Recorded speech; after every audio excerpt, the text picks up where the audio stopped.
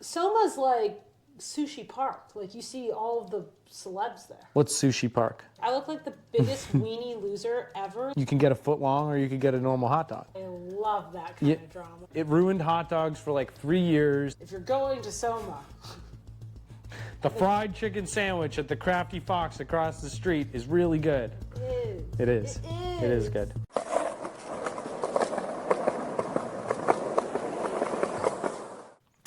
All right, we are back with the 11th episode of the Skatewives podcast, and we have been on a bit of a hiatus. Unintentional. Intentional? Well, what we did to cause the hiatus was intentional, but taking the hiatus itself, I suppose, was not. Yeah. So to explain, as some of you may be familiar with, we have been living a rather nomadic lifestyle for the last 2-ish years, 2.5 years. 2.5. 2.5 years. And Like, exactly. yeah, so we lived in a van for a while, and then we moved back to my parents' house for a month or so and traveled a bit, and then we house sat for a family friend. And so we've been bouncing around a lot for the last 2.5 years, and most of our stuff has been in a storage unit during that time. But we are finally at the end of nomadic life, which is partially why we're in a different setting right now, though this is a kind of temporary setting? Yeah, this is a one-off. But we're moving into an actual spot that is ours and will allow us to get our stuff out of our storage unit in about 2 weeks. So we are spending some time with family up in New Hampshire as we finish our last period of limbo my God. from a living perspective. I can't wait. Anyway, we finally have a permanent home. We do. Permanent. And Not on wheels, larger than 100 square feet. yeah, and in getting a bunch of that stuff set up in the last couple of weeks, it has knocked us off of our normal cadence for everything, yeah. And these videos took a little bit of a backseat for the time being, which C'est la vie. yeah. But we aspire to keep it up. Yeah, I was going to say also you have skate friends, so I'm no longer needed as your filmer. Well, that's the other thing. As we have been a little less nomadic in terms of moving city to city constantly in a van, we have been in the DC area for like 6+ months now, and I've been skating a lot of street. We haven't been skating together. Yeah, you've got your homies. Yeah. I have my free time back. It's kind of crazy. Yeah, I guess. So, but that's also been part of the cause for our inconsistency is like, what is our skate cadence moving forward, and how do we want to do it, and how do we... What's this going to look like for this new phase of life? Yeah, I don't know. Big existential questions. I suppose so. So I've been skating a lot of street. I've got, I guess I talked about this a little bit in the last episode we did, I think, but I've got another video project that I've started filming with a couple of friends for. And I think I have about 10 clips for that video already, so that's moving along. And then there's another... How many do you need? That's a great question. How many clips do you need for a video part? So if you ask Jamie Thomas, who spoke about this in an interview, I believe on the 9 Club. I was like, who's going to ask Jamie Thomas? The 9 Club. Turns out the 9 Club asked Jamie Thomas. His commentary is you need 50 clips for a video part. And that's not 50 clips in the video part. 50 to pick from. 50 to pick from to make a good video part. Now, the caveat there is Jamie Thomas is talking about, for the most part, the era where you're filming a video part over the course of 2 or 3 years, and it's the late 90s, early 2000s, and the game has like totally changed. We talked about in, I think, again, the last podcast episode, Junior's part had 10 clips in it. Jagger Eaton put out a part that was called A Body of Work that had 9 clips in it. So the standards are changing. A pinky of work. It was just, I mean, to call your video part that in any right is its own thing entirely, but then to call it that and only have 9 clips in it is, I find it an insane move, but it's also, I'm not hip. And he gets paid for it, so. Yeah, I think it was a Red Bull part. Salt to the wound. Right. So, anyway, to answer your question, 50 clips. Somewhere between 9 and 50. Somewhere between 9 and 50. Okay. 10, my answer, the way I think about it, I like to have, I think between 2 minutes and 3.5 minutes is a solid part in terms of like length of time. And I tend to prefer an editing style that is less B-roll, less second angles, less slow-mo, like show me the clips. Yeah, I think 25 to 40 clips is like a good amount to pick from and whittle it down, which is why the video part that you have filmed of me is pretty much done. I think that one's probably around 30 or so clips that we have that like I don't hate. Wow. Yeah. What a compliment. It's not a compliment to who?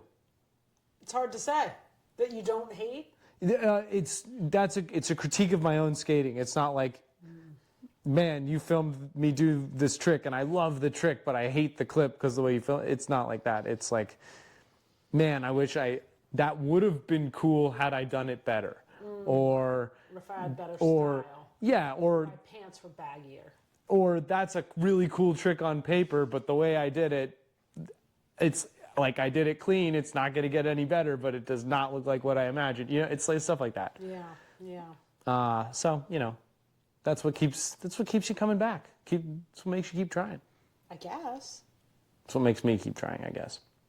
So anyway, I've got, with all that being said, so I've got the Skatewives video part that we need to wrap up. Haven't made any progress since the last time we spoke about that.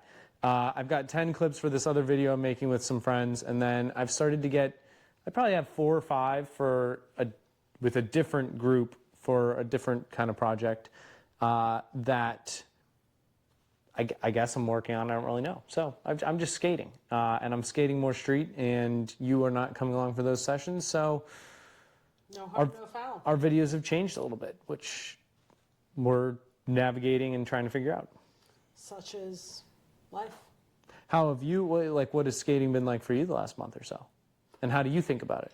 I didn't skate all that much this last month, if I'm being honest. And it's nice to not be bruised up. But then when I did go back skating, there's like a part of my lower back, upper butt that gets really tight. And that immediately happened, and it was uncomfortable. So, but I also had a great day skating. So, jury's still out on how I feel. Yeah. In not skating for a couple weeks, are there aspects of it that you miss? Obviously, a plus of not skating for a couple weeks is you don't get bruised or scraped. Legs, your cut's healed. But is there any retaining value that would keep you continuing to do it? I don't think I'm good enough yet to have this, it's just not super sticky. I like that I can go and hop on the board, and maybe doing board slides will be more sticky, but I still can't pump a bowl, and that's really that's at Woodward. I like doing the Well, we haven't really gone to a bowl though. If we go to a bowl that you can go to regularly, which the one at the Arlington skate park we've been going to is just, it's fine. It's just probably, for someone as beginner as you are, there's not a lot of pockets of it that you can get a lot of speed out of, unless you're a couple tiers up from where you're at, I think. Yeah. So it makes it not as fun for you. Yeah. Yeah. I suppose I could give the Wakefield Bowl more of a try, but again, we're not there right now. So. Yeah, that's true. That's true.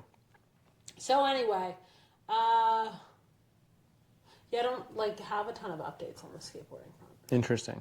I mean, I can tell when we're skating and you get something to try that that it's like it's clear to you in a couple of tries that you can do it. Yeah. It just might not come immediately. Yeah.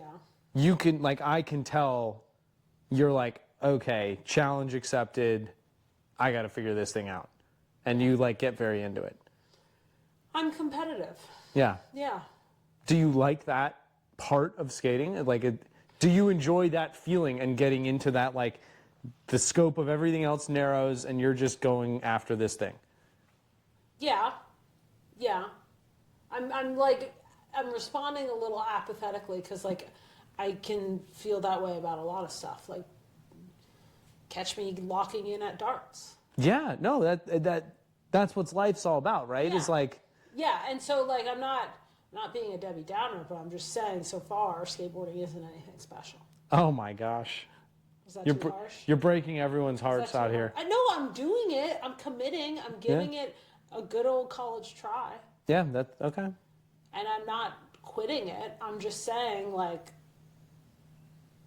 I don't have the bug. I have the regular competitive itch. Yeah, that's fair. Yeah. Okay.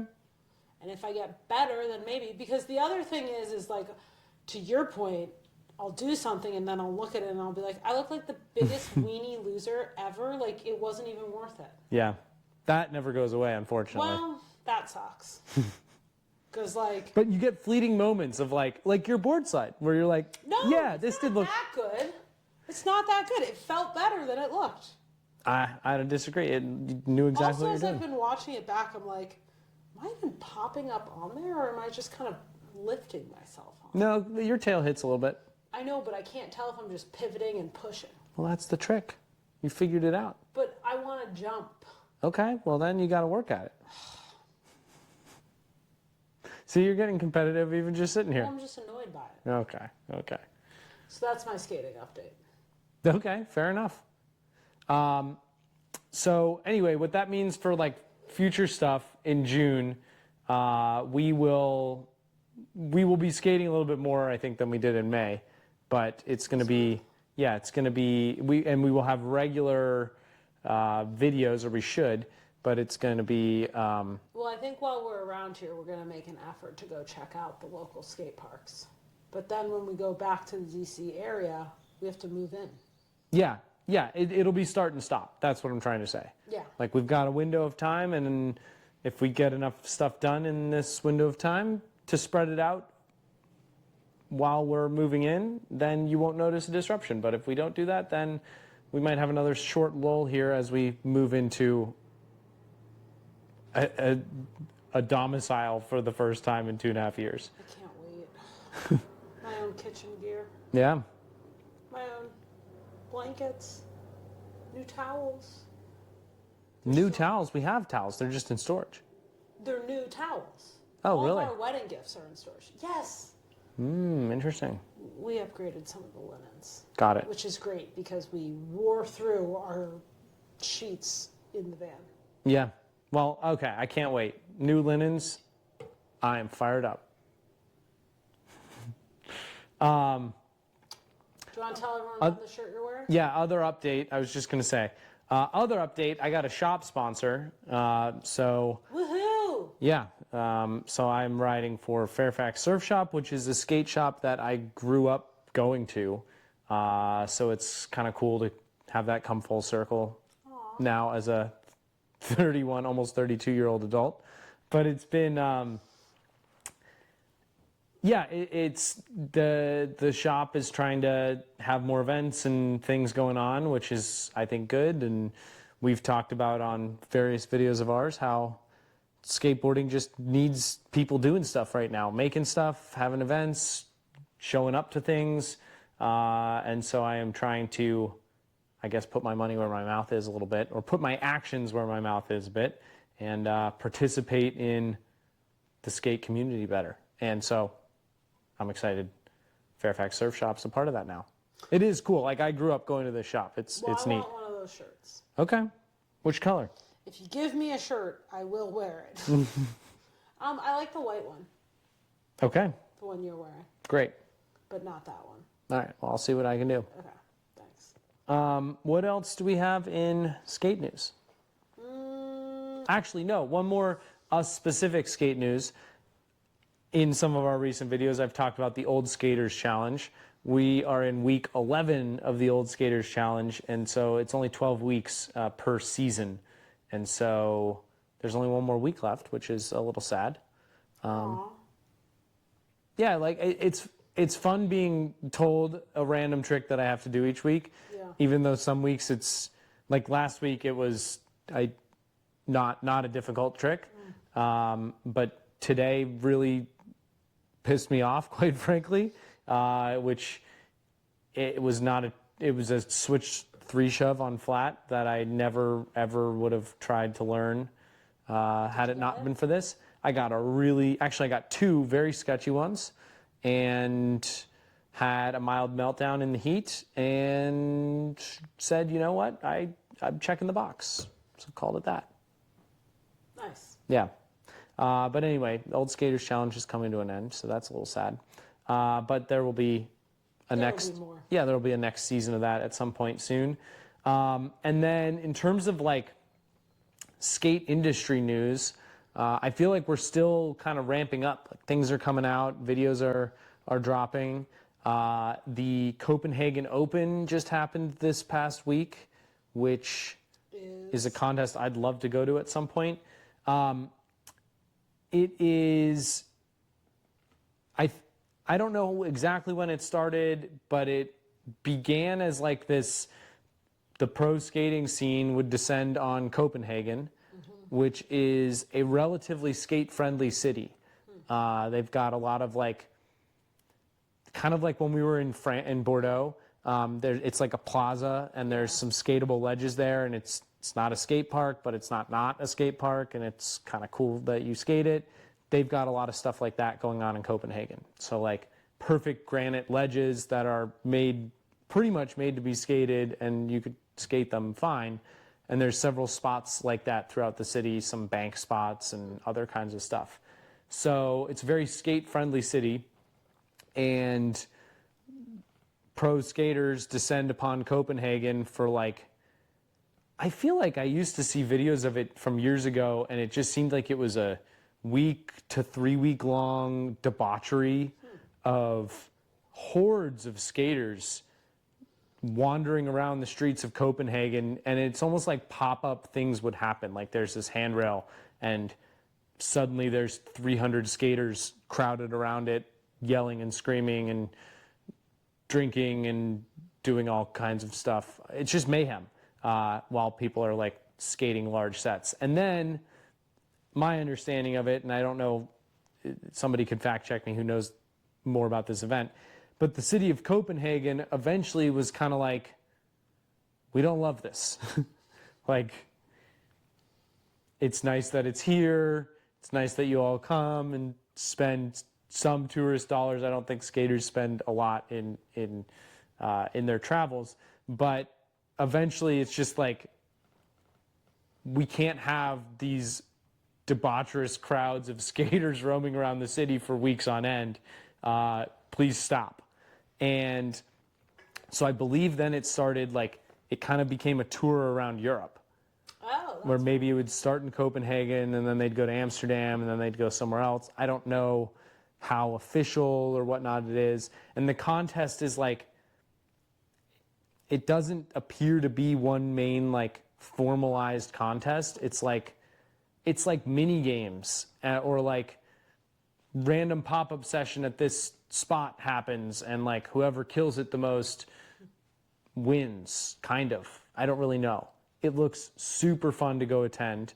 But that was like such a ambiguous description of it. Yeah, because I don't really know. You just see videos of it online, and it's like every pro you're familiar with seems to be there. Okay, well, everybody. What is it? Right now? Just happened? Yeah, and so that's the thing, is as I think Copenhagen as a city has gotten less cool with it, it has gotten more secretive as to when it is.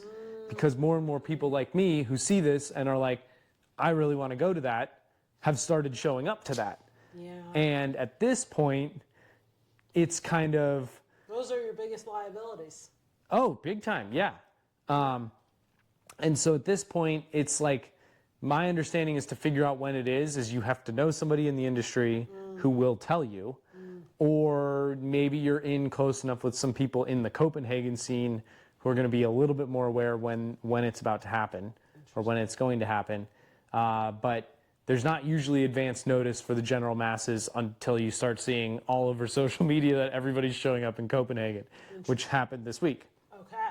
And the big story drama from it is this one pro skater, Robert Neal, who has, I would say, a mixed reputation. Dun, dun, dun. He went on his Instagram story and was very salty about the fact that he was not invited or not told about it. I love that kind of drama. You know, and it's like, I forget exactly what he wrote, but it's like, I guess I'm not in the skate industry. I'm just skate adjacent or whatever it might be. And like, he is a legit pro skater for legit brands. Yeah, but like, that is not the way to handle that. For sure. And if you're handling it that way, that's probably why you didn't get invited. It's probably related to the Yes. general personality characteristics, which would lead you to not get invited. Would be my guess. I don't know. I've never. What do we know? It's just speculation. I was gonna say I've never met Robert Neal. Have you?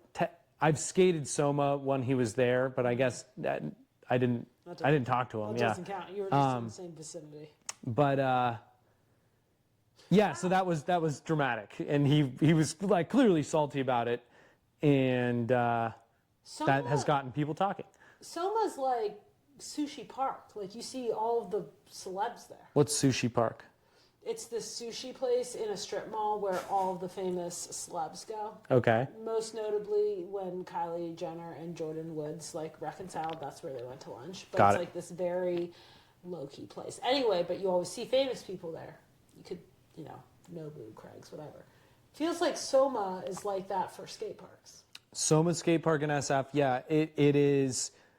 It's the most centrally located skate park in San Francisco, and it's in a city Known for skating.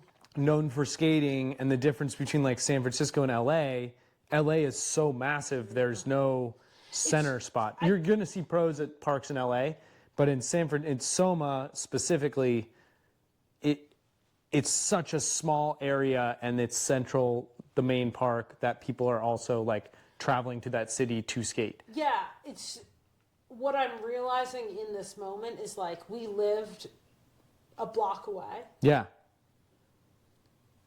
had no idea. Interesting. Idea, That's funny. Like had no idea how relevant it was, that people came for it, that like famous people were there. Like that was, and I would bet like in our building, nobody knew that. Yeah, when we were living, we literally lived across the street from it for like a year and a half.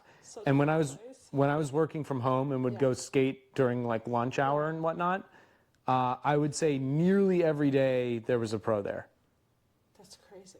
Typically, John Perez was there all the time. Lil Dre would be there a lot during that time. Jack Curtin would be there a lot during the middle of the day. So it's just funny. And what the really weird one was when I first moved there, 2016-ish, 2017.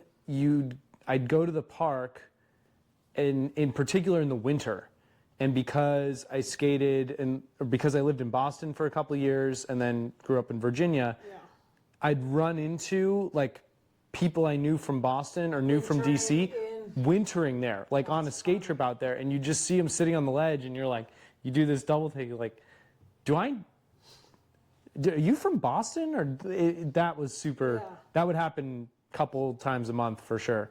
Yeah, that's just so funny that I had no idea. Yeah. Anyway.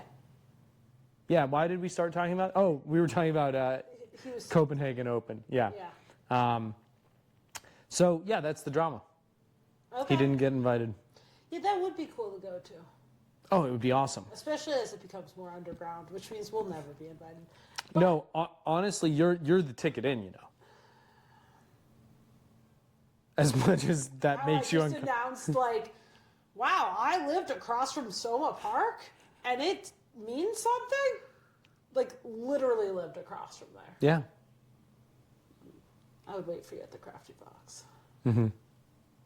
if you're going to Soma, The fried chicken sandwich at the Crafty Fox across the street is really good. it is. It is good. The other one that's pretty good is Monk's Kettle. Okay, But okay. We don't need to This get is in. not an SF food tour. Anyway, But yeah, put it on the list. That's a great reason to go to Copenhagen. okay. Okay.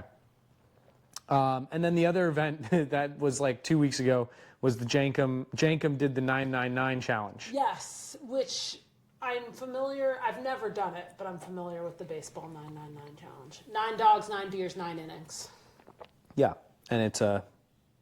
What would you call that? Is that a food challenge, a beer challenge, a general challenge? It's a general challenge. Yeah. The general public. I'm trying to think. What is it called? Do people do that at the stadium? Yeah. It's becoming more of a thing. More of an issue? No, I don't know about an issue, but it's becoming more of a thing to do the 999 challenge in baseball, and then specifically at the stadium, which is an expensive day. That's like, Yeah, those are not. I mean, that's $300. 200. depending on what you pay for the ticket, yeah. Yeah. What a stupid way to spend $300.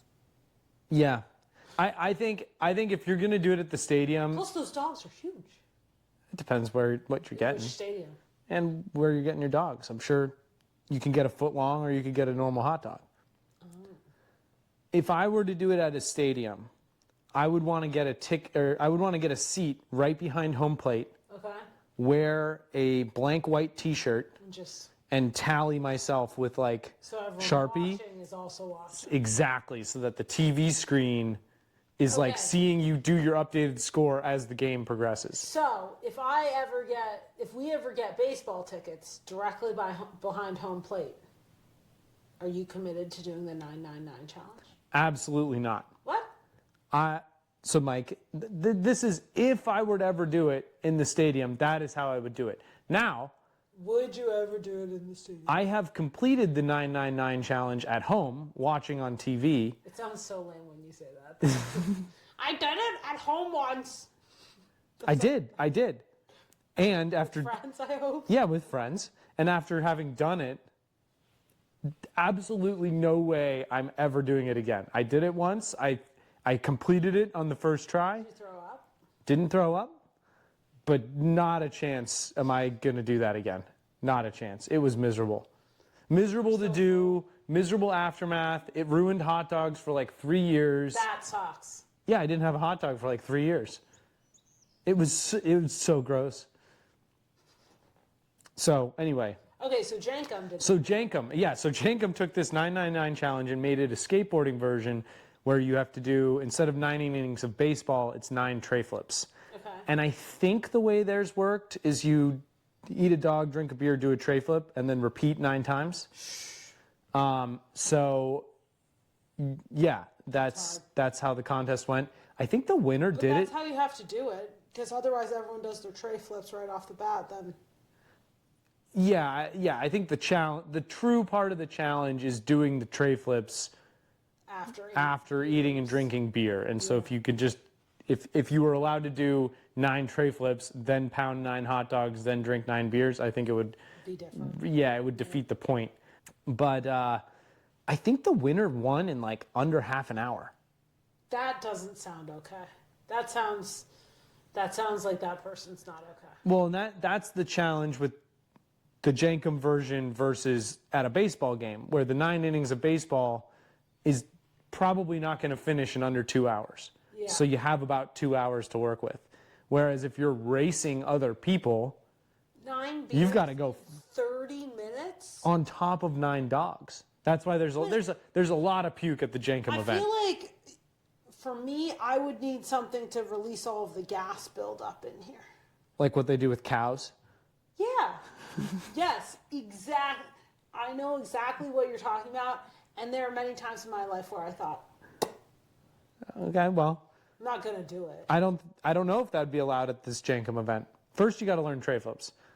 Fine. Just kidding. I'm not gonna do that. I know. Not the tray flips, the 999 challenge. Yeah, I no. don't even know what a tray flip is. Maybe there's 3 or something. Hard to say. I feel like the 999 Jenkem event would also be a pretty good event to put on the radar for next year. Love to go. Yeah. and heckle some people. That one, Heckling a lot. Heckling's gotta be allowed. for sure. For sure. That one is one that we could probably figure out when it is with enough time to actually go. Where is it? New York. Like, city? Yeah. Okay. So, yeah, I mean, that's mostly what's going on. Is there no other updates? I don't have any to share. No, do you? No, but I gotta ask. Do you think I actually did a half cab? I don't think I did after looking at the video. Yes, you technically, like, all four wheels did leave the ground. I think you have a lot of room for improvement. Yeah. In looking at some of your attempts earlier that day, Yeah. you actually you had better attempts that, like, it was looking better. Yeah. And then when you started focusing on getting the spin, like, all the way around, that impacted how much you were going up. I think Struggle with my ups. I think on a small hip, where you don't have to turn quite as much, Yeah. I think you could figure out how to do a really good one. Yeah, but I'm more interested in doing the board slide more. Okay, well, you get to practice whatever you feel like practicing. That's the beauty of an activity with no coach or real goal. You're my coach. Well, I'm not a coach. I'm not like demanding that you do Clearly, 3 'cause I half took cabs. like 3 weeks off. But I'm just saying, you're supposed to help me. I do help you. I try to. Yeah. But I'm just saying I'm not going to like command that you do a specific thing. I don't care what you do. If you like board slides, keep doing board slides. That's great. I'll keep doing board slides. I got the balance for it. Perfect. I don't have anything else. I read a good book yesterday, God of the Woods. It was good. Everyone said it was good. Turns out they were right. Yeah, I don't have much. I'm excited to get out on the water. It's a hot day out here. Yeah. Should we wrap this up? Yeah, I think we do. I think we wrap. Anything else to say? No, I think just thanks for watching our nonsense, and thank you in particular for the encouraging comments asking for more of our nonsense. That is actually more helpful and nice to read than you'd probably imagine. And I don't know, we're just Sentimental. yeah, but we're just trying to hang out together and have fun, and to the degree that we can share that and people appreciate that is an added bonus. So thanks for being here. yeah, thanks for being here. Thank you. Whoa, look at us. It would have been better if you just followed through. Thank you for being here. Yeah, but instead you were like, wow, look at us thinking the same thing. Put her Thanks there. for being here. Thanks for being here. And see.